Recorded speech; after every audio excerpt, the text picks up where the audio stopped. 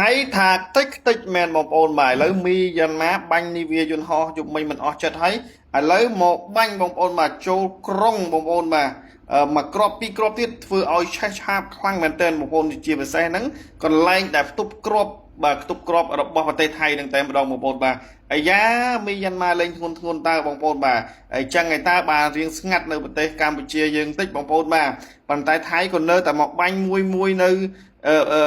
ចូលមកខ្មែររបស់យើងហ្នឹងសម្រាប់ថ្ងៃហ្នឹងណាបងប្អូនបាទប៉ុន្តែគាត់តែរៀងថយដៃបន្តិចបងប្អូនបាទប៉ុន្តែមីយ៉ាន់ម៉ាកំពុងតែសន្ទាប់ខ្លាំងមែនទែនបងប្អូនអាគារខុនដូបងប្អូនបាទឆេះតិចឆេះទីការិយាល័យ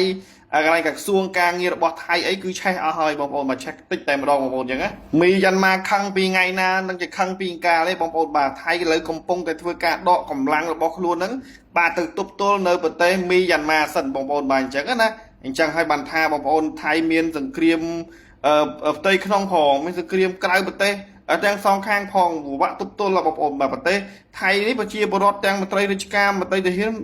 មុំចង់ឈួតចង់អីអស់ហើយបងប្អូនបាទបងប្អូនមើលឆេះសធោសថៅបងប្អូនអូយបាទឆេះខ្ទេចឆេះ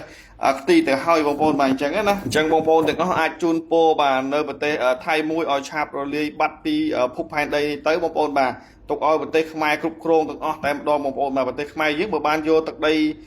បានច្រើនទៀតបងប្អូនរត់ទៅលយទៀតបងប្អូនបាទក៏ប៉ុន្តែប្រទេសថៃពីដើមមកទឹកដីខ្មែរដែរបងប្អូនបាទគាត់ថាយើងកាលមុនយើងច្បាំងយើងអីចាញ់គេអញ្ចឹងទៅគេយកទឹកដីយើងអីអញ្ចឹងទៅបាទកាត់អីរួចរាល់ប៉ុន្តែឥឡូវមិនអាចយកបានទៀតសូម្បីតែមួយចង្អាមបងប្អូន